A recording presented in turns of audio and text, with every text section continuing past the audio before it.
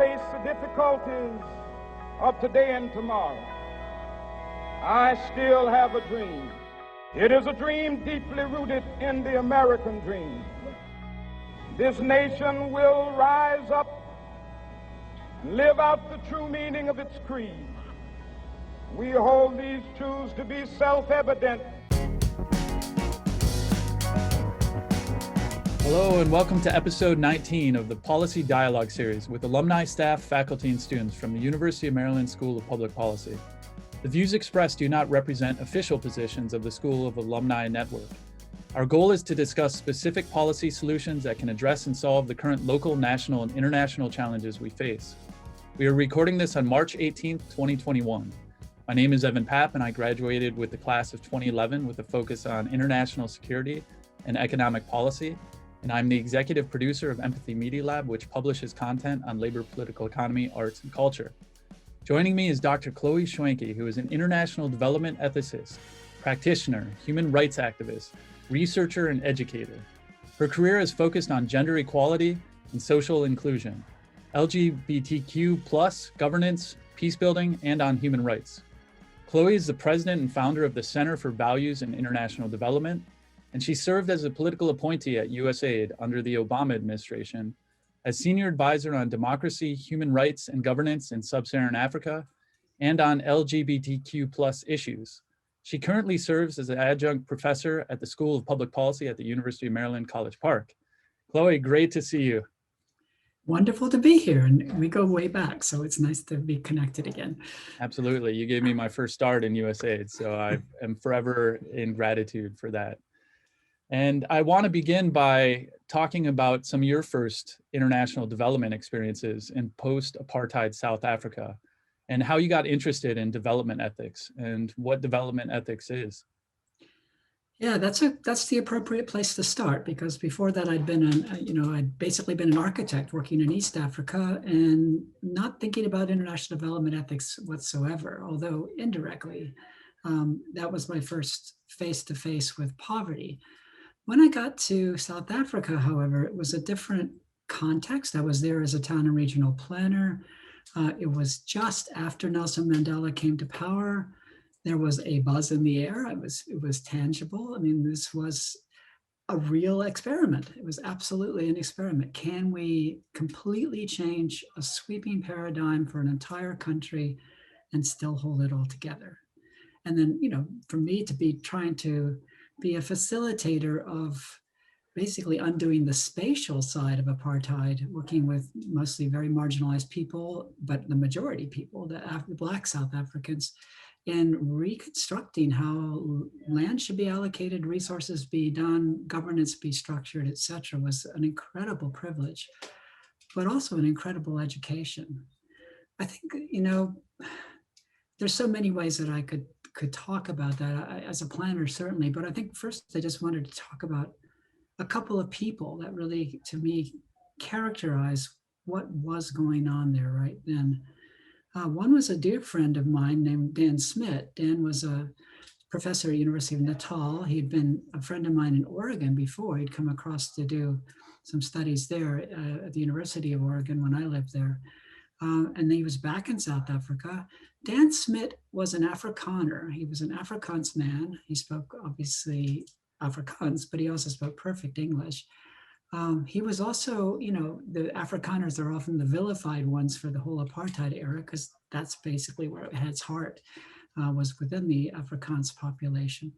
But Dan was on the opposition. He was one of the people fighting throughout the years of struggle for a racially equitable, fair, and free South Africa at extraordinary risk to himself and his wife and family.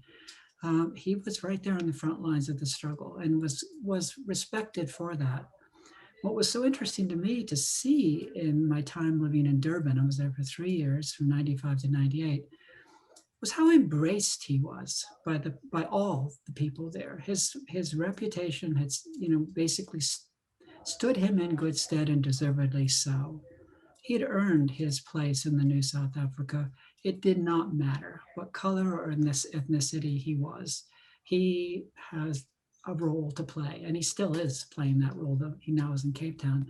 But that South Africa could come around so much to embrace a white man in this case was astounding to me. I expected there to be a sense of retribution and vengeance and getting even. That wasn't there.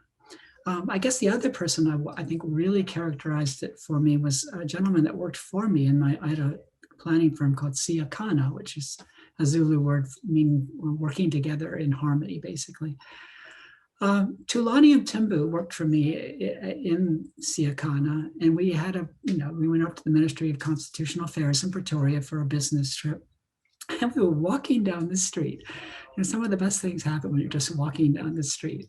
And Tulani had this amazing smile on his face. He wasn't usually given to huge, broad smiles, but there he was. There we were walking side by side. And I said, okay, Tulani, what's the big smile about?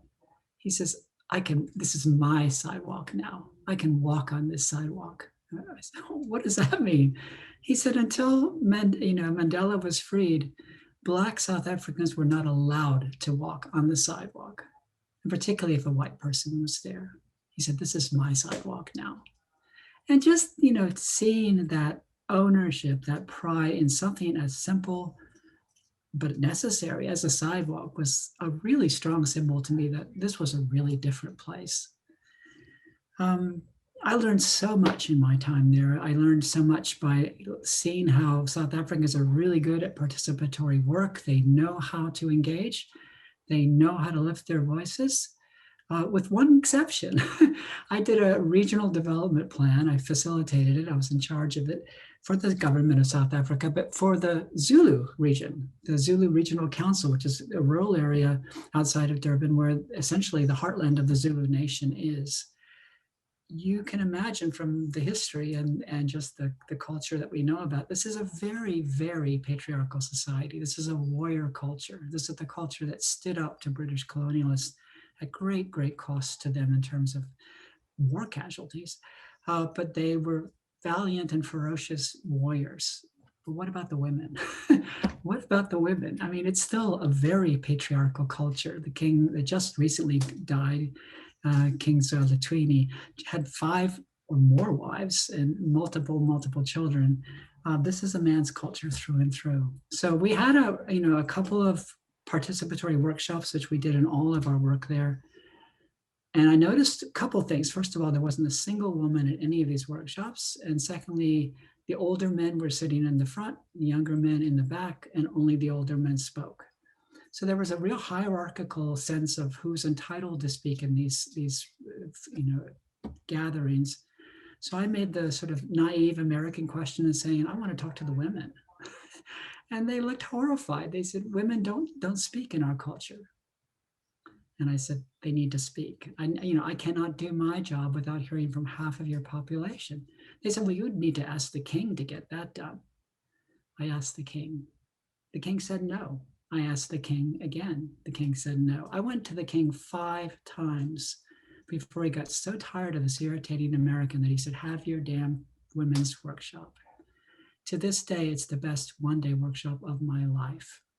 Partly because women had this so bottled up inside of them. This was nothing revolutionary or radical. This was salt of the earth kind of stuff about where the water springs are, where the firewood is, how do you take care of children, etc.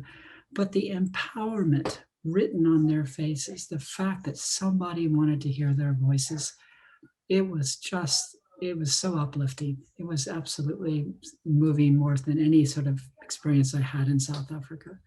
And we incorporated what they said. I mean, it became very central to the Zulu Regional Development Plan. And to this day, I mean, women have really, because of that plan, to some in small measure, but mostly because of their intrepid nature, women are playing a much bigger role now in governance of that. So yeah, it was really an amazing experience at so many levels. Yeah, my experience in Africa was as a Peace Corps volunteer in Zambia from 2004 to 2007. And I feel that I took more away from it than I actually gave. I learned so much in the process. And I also have this pretty bad experience where I was involved as implementing a school between 2 villages. And I actually created conflict inadvertently to try to figure out how to engage people, but not necessarily going through the customs and traditions and power systems. And I learned a lot, and an extremely humbling experience as well. And that tension of coming from the outside in while also trying to create pathways of agency is one of the greatest balances. And it's such an interplay from the outsider who's trying to create some sense of communication and truth with the people on the ground who are ultimately they're the owners of their own agency and their own future. So that kind of brings me, I guess, into how you got into ethics as well. Well, I mean, you know, the workshops that I did have with, you know, many of the projects there, they weren't particularly interested in the technology. They didn't want to know about the infrastructure or the finance or the economics or even the environment. You know, all the stuff that I was trained in as a planner was not what they wanted to talk about. They wanted to talk about their dignity. They wanted to know that the new government, their local government, would actually respond to them as dignified human beings, that they would be valued and that their voices would be heard.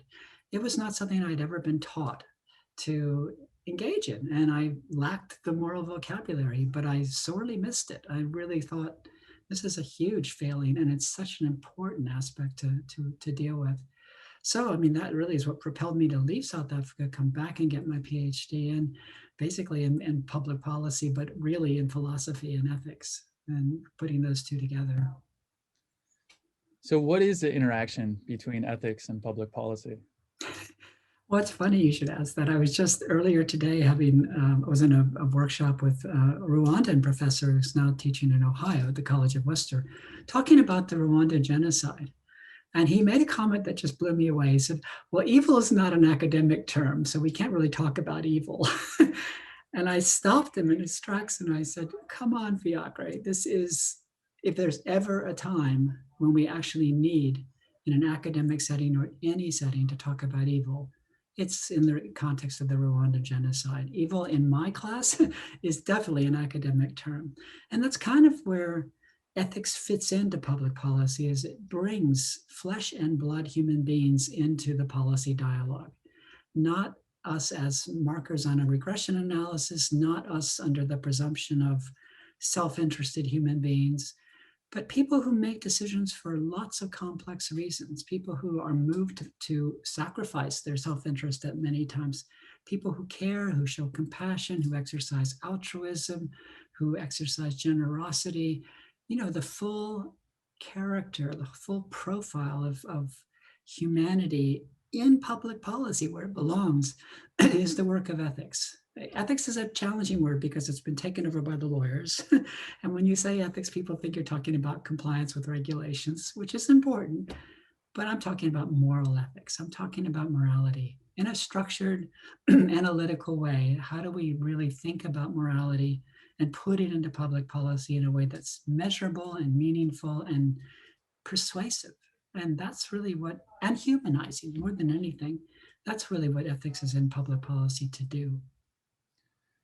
So the evaluation of it is oftentimes where people are saying, well, how do you monetize it? How do you commodify it? How do you understand the impact of putting this ethical framework into the implementation of the policy? And that I found international development to be lacking in monitoring and evaluation, oftentimes being slapped on at the very end. And if you actually asked a lot of the so-called targeted beneficiaries, they are not very satisfied with what the program intended to achieve because it wasn't really thought of at the beginning. But how do you bridge that gap from the ethics part to the actual implementation of a policy or a program? Well, just a comment before I answer that, and that is that ethicists work in so many other fields, law, medicine, science, education, all kinds of fields where ethicists are a regular part of the process, and they do analysis, monitoring, and evaluation as a regular part of what they do. But you're absolutely right. In international relief and development, it's unheard of to have an ethicist on the team. I've been doing this for 35 years, and I've never once, not even once, seen an ethicist involved in any project by any major donor. never. And this is life and death stuff. This is, this is allocation of remarkably scarce resources. This is all about human suffering. This is all about freedom and opportunity. Where is the moral voice? Where is the structured moral voice? Where is the way to bring that into our decision making? It is absent. I mean, that's really why I set up the center, which I'm sure we'll talk about later, is to try to bridge that gap. But, the challenge right now is to claim that space, to say, yeah, we can measure it. Not only can we measure it by looking at just the traditional way, which human rights have been abused, which is a pretty dismal categorization. Important, but it's, a dismal catalog, I'll put it that way, to look at and draw up the long everlasting list of how many human rights abuses have been abused and what horrific consequences there have been. I'm more interested in the human rights side and looking at, or I'm equally interested in looking at the promotion of human rights. How well did this project promote a mindset and a set of attitudes around the importance of the universal human dignity, every person's dignity, and the rights that make that operationalized? How do we achieve that dignity, that respect for dignity? We achieve it through honoring those human rights. But human rights is only one moral framework. We have Kantian frameworks, we have John Rawls, we have utilitarianism is a moral framework. I mean, there are many things that we can learn from utilitarianism. It's got huge problems as well. But there's, we've got the ethics of care, looking at care and compassion and the reaction of people to being confronted with suffering. We have the capability approach of Amartya Sen and Martha Nussbaum, which is perhaps arguably the most dynamic of all of the ones I mentioned there, for doing very gritty analysis about what a human being ought to be and can be, what freedoms they have, what capabilities they're able to develop, what functionings they're able to achieve to really create a truly human life. Every bit of that is measurable, every single bit of that. But you rarely see it, sometimes, but rarely see it being carried out. And I would love to see that changed. And as a planner, I think it is so important to have that horizon view of what you're trying to achieve, which it is ultimately freedom and agency for the individual and the community and the culture. And from starting from that future vision and horizon where you want to go to, that's how you organize the present. And through that ethical approach, it does bring in the framework and the considerations and the questions that can get you closer to the ideal, even if you never fully achieve it. Well, yeah, and that's also a leadership challenge. I think until we get leadership and donor agencies who set the terms of reference for projects to ask the questions about what are the ethical premises here? How do we grade the success of this project in terms of its ethical awareness, sensitivity, accomplishments, who was involved in decision-making, all of those critical aspects, which we're starting to discover in the context of gender equality and equity work. I mean, that's the one bright spark right now. It's no longer the boutique little projects that it used to be 30 years ago. There is some really significant ethical accomplishments happening right now, moral accomplishments on gender equality and equity. We need to do that across all sectors of relief and development. So turning to your time in the Obama administration, could you talk about your experience as a political appointee? And you're one of the few, I think there were only a couple transgender women in the federal bureaucracy as a political appointee at that time. Could you talk about that experience as well? Yeah, there were 3 transgender people, one transgender man, Dylan Orr, who was at the Department of Labor, and Amanda Simpson, who was originally at the Department of Commerce, but she moved to this Pentagon ultimately. So the 3 of us were really all that there was. But when I say all that there was, there had never been before. There had never been transgender political appointees before, and there haven't been since until Rachel Levine just got, at least through the committee. She's not been formally approved by the Biden administration yet, or by the Senate. But I mean, nothing under Trump for sure. So we were the 3. We were all there was. And as political appointees, we were expected. We were at our various different ministries or departments. we were expected to report to the White House. I mean, that's what political appointees do. And our very first meeting at the White House, we thought we'd be meeting with some sort of mid-level functionaries. We were meeting with really senior people at the White House, really senior people. And so Amanda Dillon and I just looked at each other and thought, oh my God, what are we going to say? It was frankly terrifying. There we were. And we sat down with these people and they looked at us and we looked at them and they said, tell us, what can we do for you? Whoa. Tell us, what can we do for you? I mean, it completely set the tone for the entire time I worked there as a political appointee. The administration under President Obama and Vice President Biden was committed to really doing something meaningful for LGBTI people generally, but for transgender people specifically in this case. And they meant that question. In fact, every single month we went there, they reported out to us what they'd done in the last month after what they'd heard us say before. Obviously, we had to report to them as well. But whoa, what a great relationship. What a real reciprocal relationship of commitment and of care.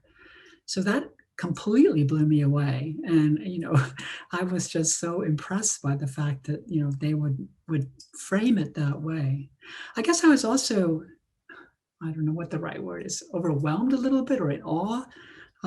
And frankly, a little terrified. I was basically put to the task of going out and explaining to USAID mission staff, particularly the Foreign Service nationals and the embassy Foreign Service national staff at every embassy and USAID office in Africa, which was my biggest sort of beat, all about the presidential memorandum that Obama did on December 6th of 2001. That was the international initiative to advance the human rights of LGBTI people, which was, in the international context. Nothing like that had ever happened before. No American president, no international leader had said LGBT rights are central to as a global challenge.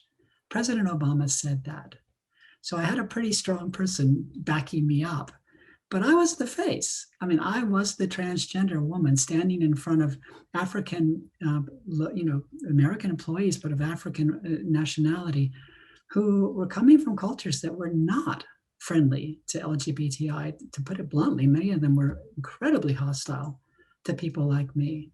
And I had to make it real. I had to find the way to communicate that, this is important to us as a country, but mostly I had to communicate that I'm me, I'm a human being, just if there's nothing else that you do out of this talk we have, just look at me, just see me as a human being. I'm just another woman. There's nothing scary about me. There's nothing evil about me. There's nothing wicked or sinful or anything like that. I'm just a woman who happened to get here in a somewhat different way. But this is what this whole presidential memorandum is about: humanity, human dignity. We've all got it. We all need to respect it in each other. That's it. I mean, it's not that hard. It was still hard though for them. And there were a couple of times, Uganda in particular, where it was particularly acrimonious and difficult. But it happens. So we made the discourse begin by just putting ourselves out there. And many of my colleagues at USAID were really big parts of this. In fact, that's another comment. I'm just so impressed by how hardworking people at USAID and the government generally are. You were one of them. People work their butts off there. They work really hard. They're committed. They're capable. They're professional. And I don't think they get the sort of kudos that they deserve.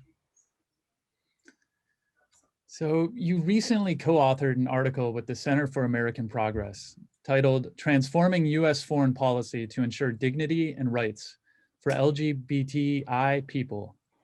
Could you talk about what this article is about and what you're hoping to achieve with it? Well, I think it's a sense of exasperation is what gave rise to it. I've stayed very active in the LGBTI advocacy space, and with colleagues of mine who I've gotten to know over the years, we saw the election of Biden and Harris as an incredible opportunity to surface again something that started under Obama but needed to go much further, but also to really acknowledge and try to begin to undo some profound damage to human rights, not just LGBTI human rights or the human rights of LGBTI people, to put it more accurately, but human rights, full stop, under the Trump administration, who actually tried to redefine and minimize the significance of human rights at the highest level. I'm talking about Secretary of State Pompeo trying to essentially redefine human rights in a really pernicious way. We were all moved by the sense of necessity to try to begin that undoing project, to start to begin to move us back towards even beginning to where we were at before, and then to further that even more, to make that agenda, and it is an agenda, it's a human rights agenda, it's a human dignity agenda. And the entire report, which is a policy document intended to get to decision makers early on in the Biden-Harris administration, to basically get them thinking about human dignity in the context of LGBTI people internationally. And we had, I don't know, there was just so much passion and commitment and earnestness and, I don't know, just there, present, people being present to this situation amongst the many of us that worked on this document. And the support of the Atlantic Council and the Center for American Progress. I mean, it all came together really well. There's so much more to do, but it just felt like this is something we can do right now. We can make the argument, and that's what we do. We're asking for leadership. In a sense, we're demanding leadership through that policy document. And we still have work to do to get it out to the Hill, and we'll continue to do that. But it's our best bringing together of an agenda that we think would actually do something about marginalization, would really do something about human dignity, would really start us back to a place of leadership in international affairs in the context of dealing with human rights and marginalization. And speaking of leadership, you are the founder and president of the Center for Values in International Development. Could you talk about what it's about and its mission? Well, this has been, as I already told you, from South Africa to now. I'm talking from 95 till now. This has been my passion. This is my central interest and concern, is the moral space in international development. The fact that it is all about human dignity and respecting that dignity in a way that transcends boundaries. Trouble is, that's not how other people think. That's not what the development industry is about. The development industry, and it is an industry in this country and abroad, is built around a political economy model that has value for sure and lots of important insights, but it does not provide all the answers. And when I try to move people towards any kind of discourse that involves humanity in the moral sense, I get blank looks, and I got tired of getting blank looks. I got really tired. When I was at USAID, I tried very hard to get USAID to do a policy in international development ethics, and I could not get enough support, and I tried really hard. I got them to agree to let me do a white paper on, at least on the basics about values and development. And USAID had heard me talk about that before I'd even become a political appointee. So I did. I convened a number of focus groups. And what was so moving to me, and I won't ever forget it, is in one of those focus groups, and these were all of USAID permanent employees, many of whom had been there 30 plus years, is one gentleman who started to cry. And he was a gruff kind of character, but I had asked the focus group, tell me about what your personal mission is that got you into doing development work. That was my question. And this gentleman just basically said through his tears that he's been waiting 30 years for somebody to ask him that question. It's never talked about at USAID. And this is the core driver of why most people, I would argue, do development and relief work, is because they care.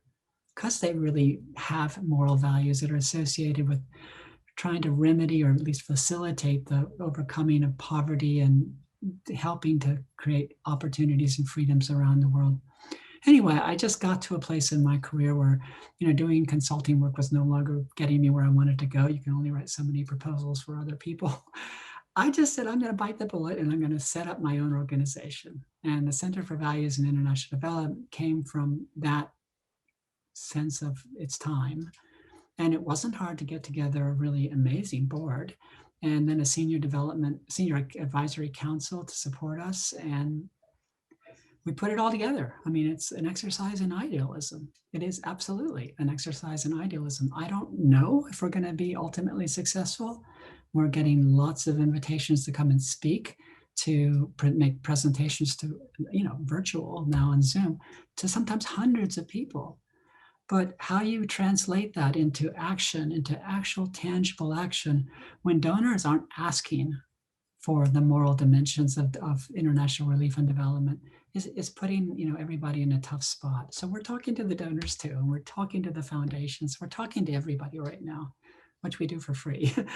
But we really do want to change the paradigm, and we're being as boldly ambitious as that to say it's time. It's time for all of us to have the conversation about humanity and about human dignity specifically, and to do that in a pragmatic, professional, measurable, sensible, operationable way, which is what ethicists do. This is not fluff. This is not rhetoric. This is stuff that can and ought to be done. And it should be brought up at the very beginning of the process, having worked on programs and helped do some of the designs for programs. And it's so often everything from communicating about the program, monitoring and evaluating the program, it's an afterthought oftentimes. It's all about just getting that money, just get it moving as quickly as possible. But to take that step back and really think about some of the ethical concerns can, I think, make it much more effective ultimately in achieving the development objectives. So, yeah. So for the School of Public Policy, you were quoted as writing, there are 18 state legislators in the US right now actively pursuing legislation that negatively targets people like me. This is not theoretical. This is absolutely real. Transgender Americans are fighting a fight for our survival. So could you talk about the tension in being a foreign policy practitioner advocating for policies that we are still fighting to implement in the US? Yeah, I mean, I'll start by saying those tensions are real. They're very real. And, for anybody who's trans right now or non-binary, we have whole state legislatures, not whole states, but state legislatures trying right now to stand in the way of our human dignity. Quite bluntly, that's exactly what they're trying to target us. And some of them are succeeding. We'll see whether that stands the test of time in the courts. But why? Why am I so threatening? Why are people like me such a threat? So that's a tension in my own backyard, as it were. Here in the United States, we're not the exemplar in respecting LGBTI rights, and particularly trans and non-binary people's rights. We're just not even beginning to be there right now. But, two things I think are worth noting, one of which is that development doesn't happen over there. Development is everywhere. There's no sort of border on development. Human development is human development, and human development is integrated in environmental development. We're all in this together. It's intersectional, it's interdependent. There is no boundary on development. So what we see going on with right-wing, transphobic state legislatures is not any different than what's going on in parliaments and other governments around the world, local and state or national governments who are targeting anybody who's different, anybody who is an expedient political target, a distraction for whatever political agenda they're pursuing, which is usually what happens. I mean, there's so few of us as transgender people, we don't represent any threat, except to the notion that, male and female are immutable, that this is the boundary that cannot be transgressed. We are basically saying we're here. We're not going away. This is who we are. This is our authentic identity, and you're not going to define it for us anymore. This is who we are. When I first became a political appointee, which I had pursued, it was a phone call out of the blue. The Human Rights Campaign put my name forward and forgot to tell me.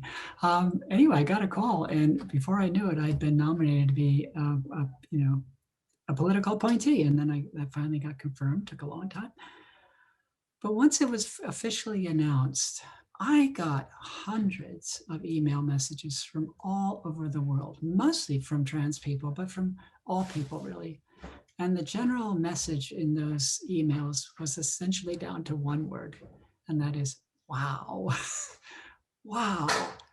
And the bottom line is that, Chloe, you've got a government that will appoint somebody to a high public office, even though she's transgender. I mean, that was beyond their comprehension that could even be a possibility.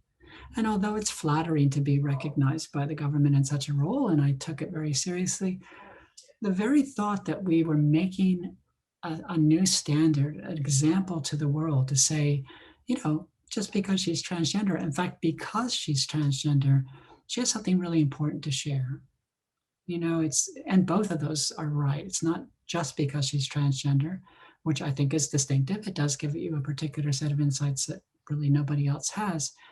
But despite the fact that she's transgender is equally important. It's not an impediment to being competent, creative, productive, and a good citizen. That's what I want to get back. That's what I want to see bring, together in our country and abroad. And it only works when it's done in both places. That's the tension we all have an obligation to address. And until that's addressed, people like me going out into the world saying this and saying that, it's not going to really matter. And that interplay of international solidarity as well will strengthen us here domestically to also make the changes that are needed so that everyone does have dignity. So yeah. I really do appreciate this work. And in closing, as we look forward to the rest of 2021 and beyond, where do you see opportunity and hope? Well, I think it's all, I just mentioned earlier how important it is to the agenda of human dignity that our leadership is committed to that it's not fluff, that it's not just rhetoric, that these are genuine commitments. I'm looking forward to seeing Samantha Power formalized and start work as the new USAID administrator. She was a former ambassador to the United Nations, an incredibly competent person, a remarkable journalist and a Pulitzer Prize winner, on and on and on. But what's most moving for me about her is that she has the moral language. She knows what human rights means. She knows that language well.